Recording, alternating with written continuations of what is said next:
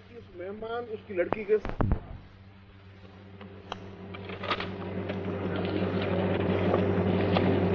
किस माँ ने तुझे जिना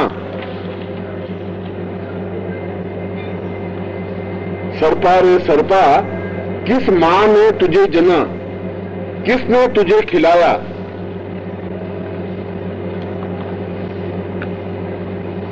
तुझे बंद करे खिलाया, खाना खिलाया, तुझे बंद करे रुद्र की आण, सिर पे रुद्र की आण, सिर पे महारुद्र का त्रिशूल गड़े,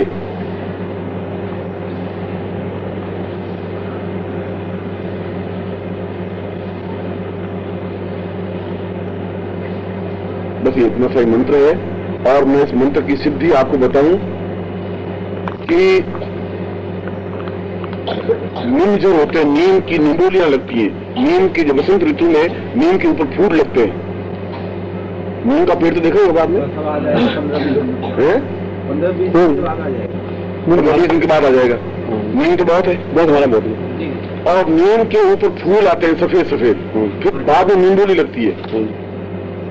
और नीम के ऊपर के जितने ऊंचाई पर हो, मतलब नीम के नीचे के स्तर की फुनगियां नहीं, ऊंचे के स्तर की फुनगियों के सफेद सफेद फूल के हाथ में मसल दीजिए और इस मंत्र को केवल 3 बार उच्चारण करिए, बस ये मंत्र सिद्ध है। फूलों को हाथ में मसलिए और 3 बार इस मंत्र को बोलिए। दिन तो को अच्छा ही होना चाहिए, दिन का तो क्या है, कोई भी दिन। और अब इसके बाद में आप सांप कहीं पर भी चल जाओ, आप दीवार पर लोहे की एक लकीर ले लीजिए, एक लोहा ले लीजिए, सरपा रे सरपा एक बार मंत्र बोल दीजिए, सांप हिल नहीं सकता, ये गारंटी चलेंगे।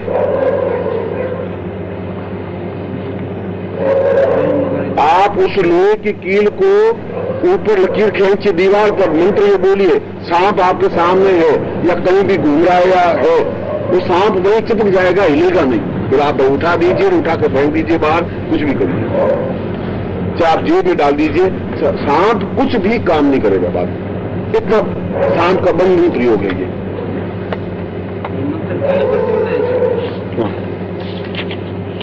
और 3 बार ही बोलने पर सिद्ध हो जाता है। इसका कोई सवाल आप मंत्र जाप नहीं, तो बाद में आपको टाइम दे दूंगा प्रश्न करने, और या प्रश्न करें तो खड़े होकर करें शिष्टता के साथ। इन आदिवासियों में इस प्रकार के प्रयोग हैं और इतने हिट प्रयोग है कि हमारी सभ्यता डरी रह जाती उनके सामने।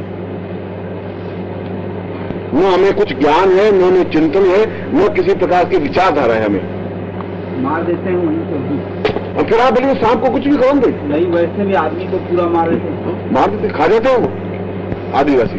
आप उनकी रात्रि को उसकी लड़की के साथ में स्नेह मत करिए, प्रेम मत करिए, सुबह आपको खत्म कर देंगे, मंत्र से मार देते हैं।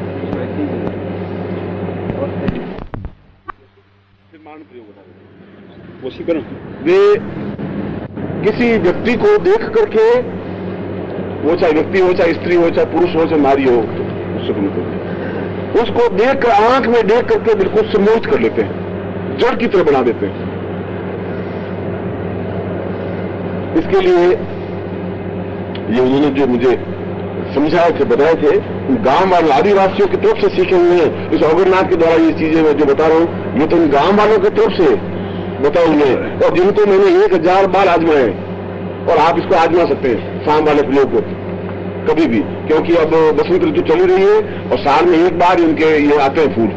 उन दिनों आएंगे चैत महीने तक, वैशाख तक भी आ जाएंगे। उसका उत्पीड़न भी होगा ना, ये दिन का है नहीं, इसमें बंदे में कुछ नहीं है, वो टाइम है, इनको बंदे में कुछ है ही नहीं। एक दफा करने के बाद 1 साल भर इफेक्ट होएगा।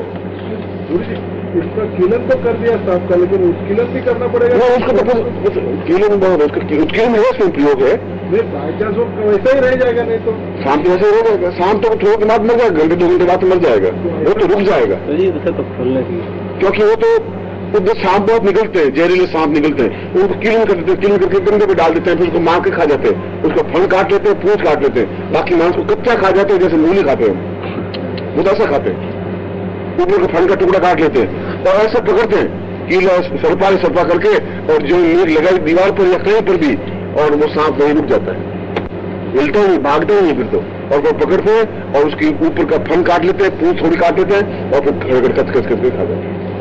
पकड़ी पकड़ी पकड़ी, ये को मूली खा रहे हैं और फिर परोसते हैं, आप आइए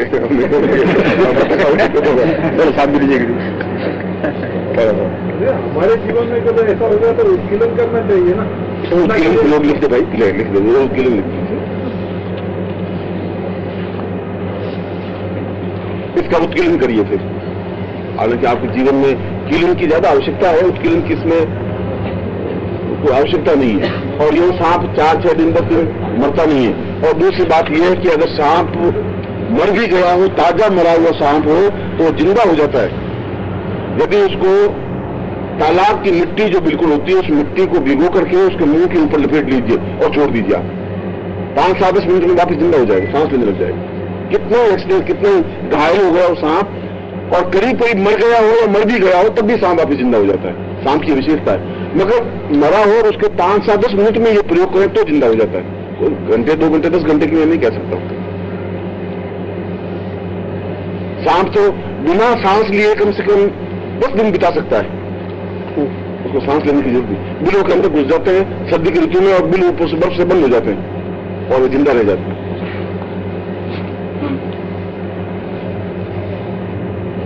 सांप का उत्कीलन नोट करना ही हो तो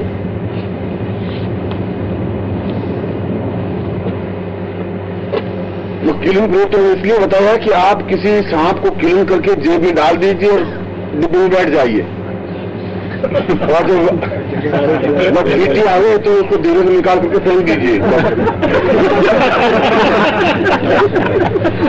और सारा टीटी सीधा बारी पकड़ेगा, सीधा उठेगा और सारे उठ जाएंगे, आप आराम से सीट पर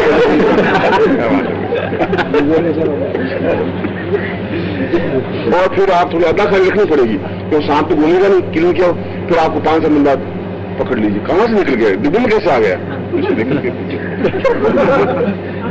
अगर उसको ये मालूम पड़ गया कि अब हिलने जाए तो फिर भय खत्म हो जाएगा, और फिर उसको मुंह पकड़ करके ये बैठा रहिए बस में, अब डिब्बा आएगा या स्टेशन आएगा तभी इसको छोड़ेंगे, ऐसा कुछ करेंगे, बस ऐसा कुछ अदाकारी करनी, थोड़ी अदाकारी तो सीखनी पड़ेगी, जो मुझे सिखा ज्ञान नहीं है वो तो उर्वशी के माध्यम से सीख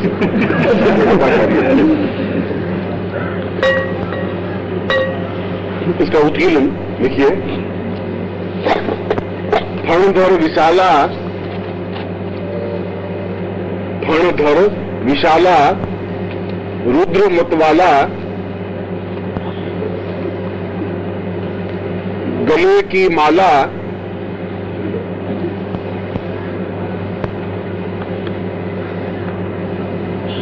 विचरे विचरे तेरा बंधन खोलूं,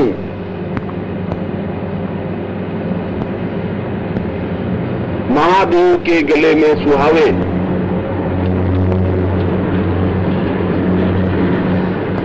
छुटकारे,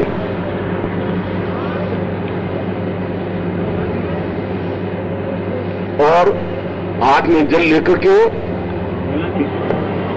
और गिलास में जल लेकर के, हाथ में जल लेकर के ऐसा मंत्र आप लोगों 3 बार पढ़िए और उसके ऊपर पानी छिड़क दीजिए, वो वापस उसी स्पीड से दौड़ने लग जाएगा।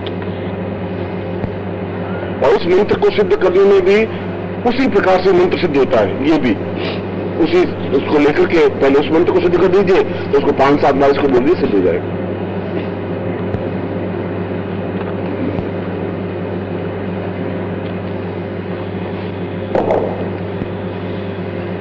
क्या मैं तो बात कर रहा था आपके औगड़नाथ की, बीच में आ गया वशीकरण।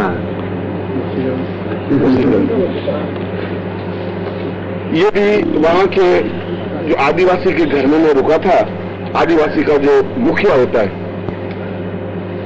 और ये अधिकतर नंगे ही रहते थे, उसमें भी नंगे थे, अब तो शायद घास भी नहीं पहनते थे, मैंने तो देखा नहीं उनको घास पहने हुए कभी कभी। बाकी 30 त्योहार को उनका आता था तब वो ढोल के धमके के साथ में वो थोड़ा सा घास लपेट देते थे, बाकी तो 24 घंटे मैंने उनको ऐसा नग्न अवस्था में देखा, उनके मन में किसी प्रकार का कोई ऐसा संकोच रहता नहीं था। आज भी मैं सोचता हूँ ऐसा नहीं है, क्योंकि मैं 3 साल पहले तब आपका, मैं पिछले बंबई का उदाहरण दूं आपको, ये बात है सन 76 की, सन 76 की।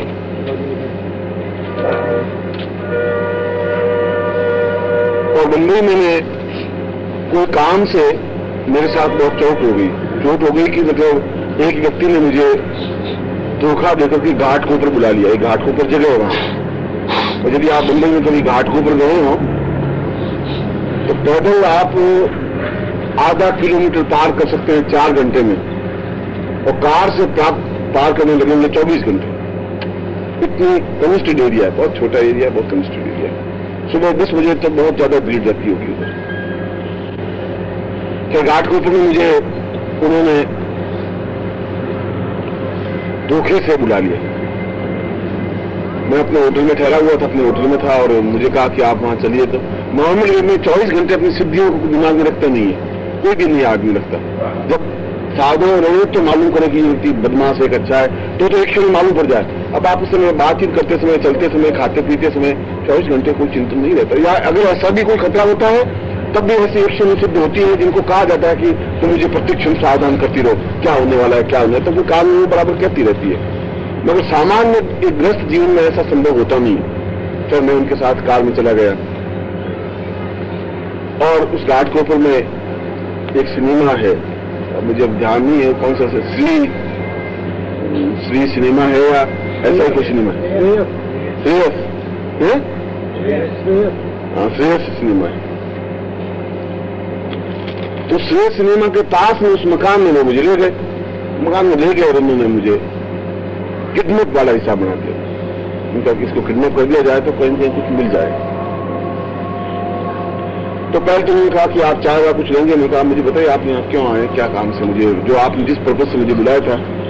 तो उन्होंने कहा कि आपने समझे क्या, बीच में से 2, 3, 4 उनको 8, 9 लोग निकल आए चक्कू हाथ में लिए हुए कमरे के अंदर, और कमरा होगा 15 बाई 20 फीट। मैंने मन में सोचा, मैंने कहा कि अगर मैंने अभी उनसे जूझना शुरू किया तो ये तो 8 है, 10 है, और तुम अकेले हो, ये तो मूर्खता होगी तुम्हारी। और बुद्धिमानी इस बात में नहीं होती कि भिड़ जाए, ये कोई बुद्धिमानी नहीं होती। बुद्धिमानी होती है कि आप अपने आप को सेफ करके कैसे निकल जाए। उस क्षणिक तुरंत निर्णय जो होता है वो बहुत ज्यादा वैल्यू रखता है। यद्यपि मैं उनसे जुड़ सकता था, लड़ सकता था, और शायद आपको मैं पहली बार बताऊं कि मैंने कराटे का बहुत अच्छा अभ्यास किया हुआ है, और ब्लैक बेल्ट लेते रहिए। येलो बेल्ट मैंने ले रखी है, और मेरे पास सर्टिफिकेट है। और येलो बेल्ट और ब्लैक बेल्ट में 2-3 महीने का कोर्स का, 2 महीने का कोर्स का डिफरेंस होता है। उसमें कोर्स का टाइम का डिफरेंस होता है, बाकी वो सारे उसमें आ जाते हैं। और उसमें भी आपको कराटे का भी एक स्पेशल कोर्स होता है, वो थाईलैंड कोर्स।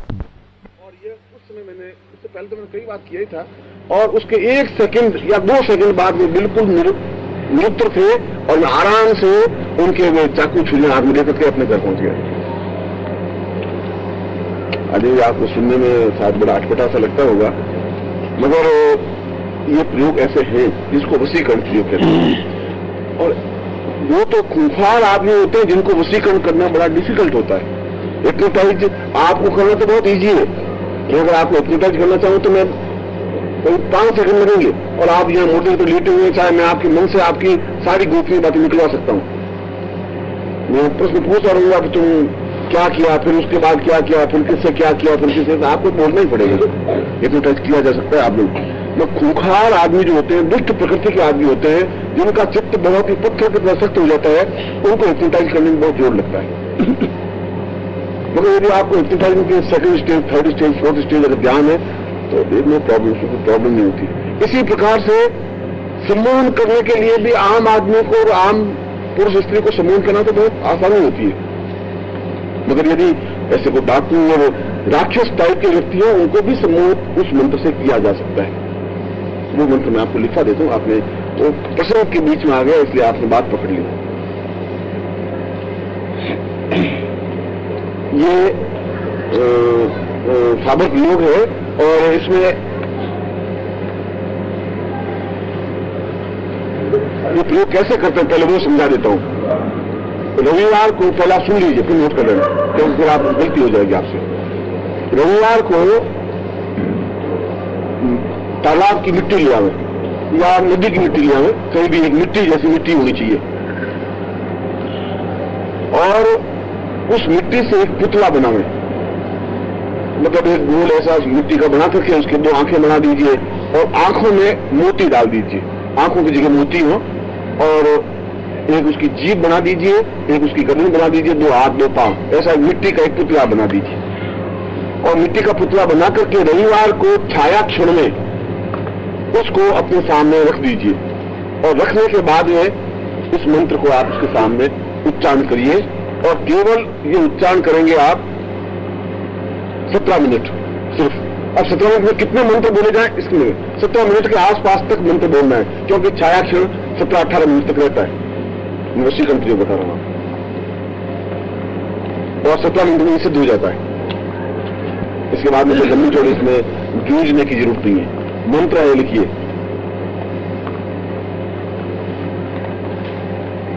मुख किधर करना पड़ता है जी? मुख बैठ कर नहीं, ऐसा कुछ नहीं है, कोई आसन है, कोई मुख हो, कुछ नहीं है, सीधा मंत्र पढ़ना है उस पुतले के सामने, और उसके बाद में उस पुतले को जमीन में गाड़ देना है, बस इतना ही करना है।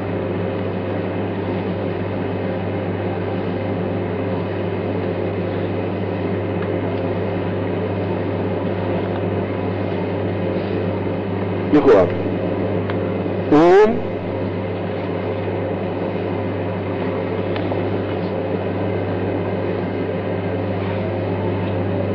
गांव गांव जंगल जंगल,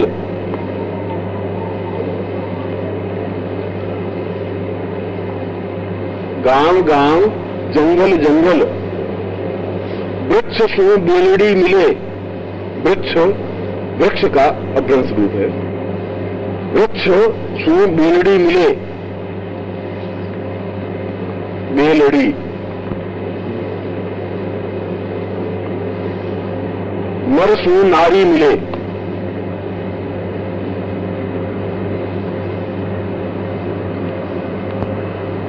मेघ सु जलधार मिले, मिले और लीन वे, मिले और लीन वे,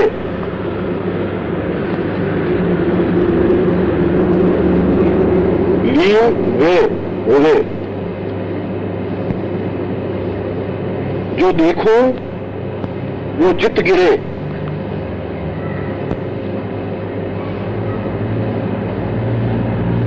वो गिरे तो राजा अनंग पाल की दुहाई,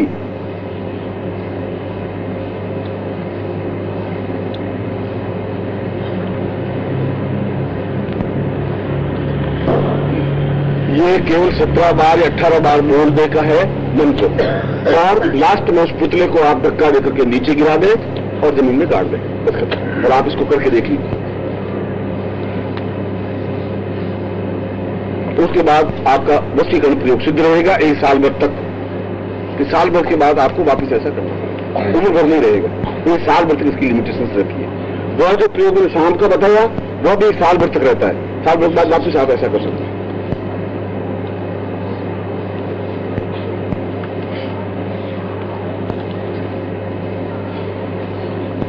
इसका प्रयोग कैसे है? इसका प्रयोग कैसे है? उसके बाद तो आप किसी की आंख में ला लिया मंत्र बोल जाइए बस, कितनी बार और जितने भी आप 1 बार बोलते, आधी बार बोलते, और जितने आपकी नजर में होंगे वे सभी अपने आप में बस समाप्त है। समाप्त का मतलब है उनके हाथ में कुछ शस्त्र वस्त्र होंगे, मतलब आप जैसा करेंगे वो वैसा ही करेगा।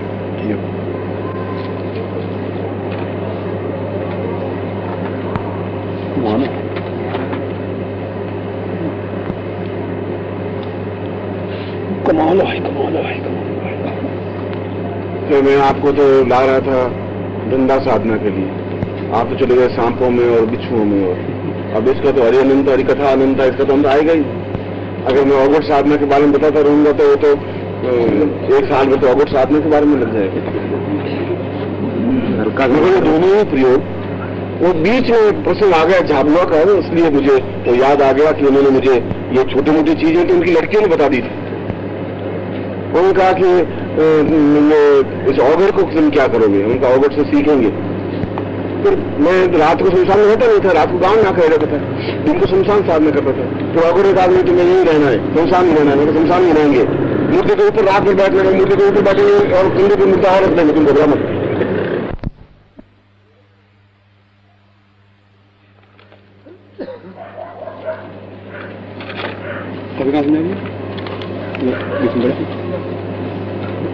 उसकी गुत्थियां बता रहे थे कि इसमें क्या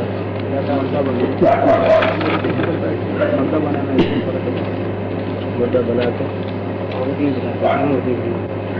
तुम खड़े हो बोलो, मैं समझा नहीं, क्या कहाँ से बोलो? ये बता रहे थे कि इसकी कुछ गुत्थियां बतानी जाती है। किसकी? वो धंधा प्रयोग की जो साबर मंत्र लिखवाया था। क्या लिखवाया मंत्र? ओम नमो धंधा घोर घोर रूप महाघोर रूप उत्तर दक्षिण पूरब पश्चिम चारों दिशा खेलती आवे संग में रहे कारज करे मेरो कहो जो न करे तो मैं मंद पीर की दुहाई। ठीक, अब इसका छाया क्षणों में जिसका मंत्र जाप करें, जैसा कि आपको कल करना है, मैं इसलिए ये बता रहा हूं। और उसके बाद में रात्रि को उन तीनों क्षणों में से किसी एक क्षण में होली में या होली की जो आप अग्नि हो उसमें इनकी आहुतियां दे दें काली मिर्च से।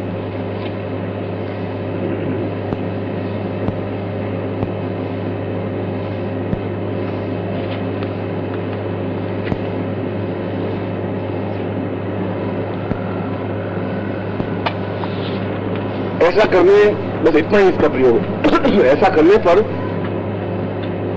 धंधा, और अगर धंधा के मानस में तुम्हारे मतलब धंधा से संबंधित किसी स्त्री, वो निश्चित रूप से आपको धन प्रदान करती रहती है।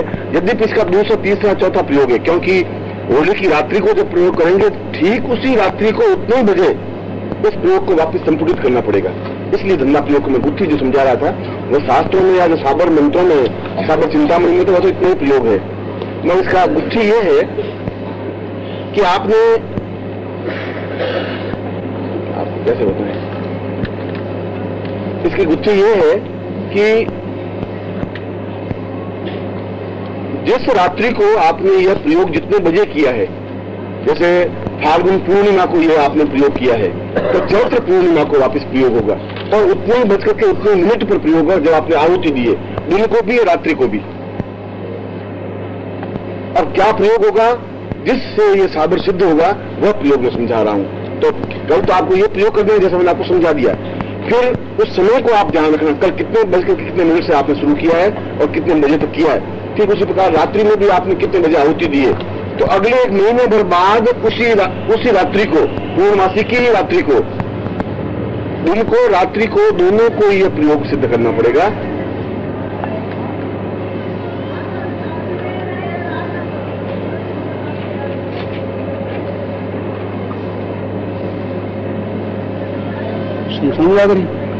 घर में कर सकते हैं, एकांत स्थल हो। दिन को तो आपको उसी मंत्र की 5 माला फेरनी है, उतने टाइम का आप दिन के समय ध्यान रखना। और 5 माला फेरने में आपको आधा घंटा लगे या घंटा लगे, उस बात की चिंता करने की जरूरत नहीं है, उस टाइम में स्टार्ट कर देना चाहिए आपको।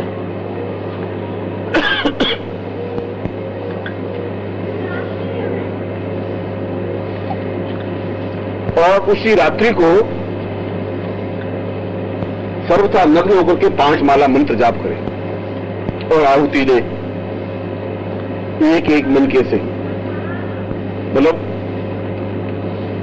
540 आहुतियां दे, बस ये मतलब।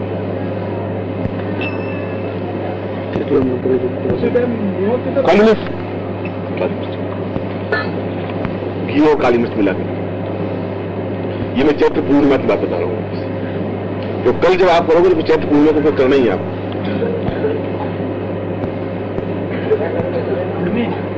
हाँ, घर में ये जो तीनों प्रयोग मैंने बताए, तीनों प्रयोग तुरंत हिट है, ये मैं बता देता हूं।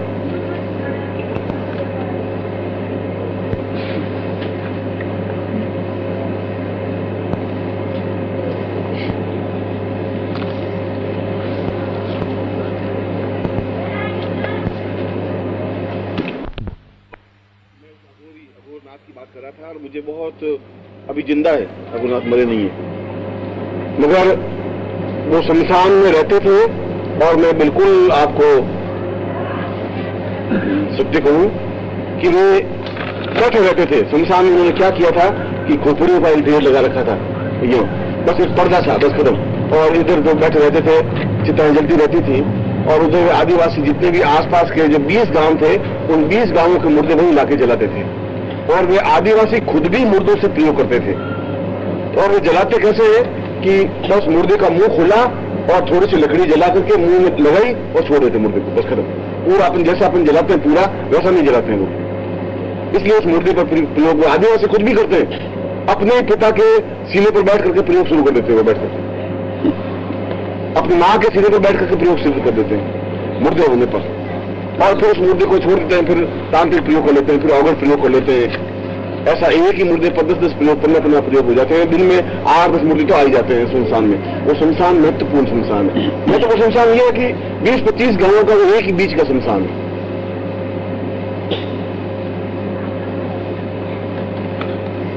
मैं उस वो जो बैठा रहता था और पीछे ऑटोमेटिकली खाना बनता रहता था। वो कहता कि अब तू एक सब्जी बना, और वो कच्छ आवाज आ रही है, अंडिया की आवाज आ रही है, फिर माचिस की आवाज आ रही है, आग लग रही है, फिर खाना पक रहा है, और बिल्कुल ऐसा सीधा साधा होता था खाना। अब तुम खाना तैयार कर, आधे घंटे में खाना, रोटियां बना, ये पूरी बना, ऐसा बना, ऐसा बना, और खाना बनता रहता था उस भूत विद्या के माध्यम से या भूत निषिद्ध माध्यम से। ये मेरे नजर की बात है, सिद्ध करने की बात है। और ये मैं आपको बताऊं कि झाबुआ इंग्लैंड अमेरिका में नहीं है, हमारे भारतवर्ष में है, और झाबुआ मध्य प्रदेश में है, जो यहाँ से 100 रुपये 80 रुपये किराया लगता है। और आप जा सकते हैं और अपनी आंखों से उन स्थानों को देख सकते हैं कि उनमें से 80% उन आदिवासियों के घर में उनके घर वाला कोई खाना नहीं बनाता है, इसी ढंग से खाने बनते हैं। तो आज हम उनको आज से, कि आप तो मुझे वापस नवरात्रि में आकर के खड़े होकर कह सकते हैं कि साहब ऐसी बात है। हो सकता है वो थोड़े सोफिस्टिकल हो गए, थोड़े सभ्य हो गए, हो सकता है वो कुछ कपड़े पहन, मगर ये मैं 2 साल पहले गया था तो मैंने नीचे तो कपड़ा पहनना जरूर सीखा है, पुरुष तो पहनते ही नहीं है, ये आज भी नहीं पहनते। इसलिए नीचे जरूर कपड़ा पहनती है, सिर्फ आधा फिट चौड़ा लंबा चौड़ाई में, बाकी ऊपर तो कपड़ा आज भी नहीं पहनती है। आदिवासी वैसे ही है आज भी। और आप उनके घर में देख लीजिए, आप जब मेहमान बन के जाएंगे तो आपको मालूम होगा कि उनके घर की स्त्रियां खेती में तो काम करती हैं मगर खाना नहीं बनाती है, कोई खाना नहीं बनता, खाना इसी प्रकार से बनता रहता है, और आपसे कई गुना ज्यादा अच्छा खाना बनता है, क्योंकि उनके घर का कुटीर उद्योग है। ये भूत प्रेत सिद्ध करना, ये टोने चोट करना, ये कुटीर उद्योग है उनका। बच्चों को सिखाते हैं, पढ़े तो कुछ होती नहीं, उन बच्चों को शुरुआत में भूत है, भूत भूत आया है, भूत ऐसा सिद्ध कराते हैं, और शमशान में जाकर बिठा देते हैं और शमशान की रस्मी लगा देते हैं। और ऐसे अगर उनको कहते हैं कि ये आपको 2 साल ले दिया, तो अगर उसको ले लेता है 2 साल तक तैयार करता है, फिर आदिवासी होगा अपने घर ले जाएंगे, महाराज कर दिया तो हाँ कर दिया, फिर उसको अगर का मन का पड़ा देते हैं, कान फाड़ देते हैं उसका, और कान में वो शीशे का डाल देते हैं, अगर बना देते हैं, रश्मि बना देते हैं। भूत प्रेत विद्या में अपने आप में काफी निपुण इसलिए होते हैं कि गांवों के पास में ही शमशान है, और शमशान ठीक वैसा ही है जैसा कि हमारे यहाँ पर मंडोर का पार्क, शाम को घूमने चले गए तो मंडोर में चले जाते हैं, बैठे बैठे शमशान में चले जाते हैं, और 2-4 चीजें वहां कर लेते हैं, वापिस आ जाते हैं।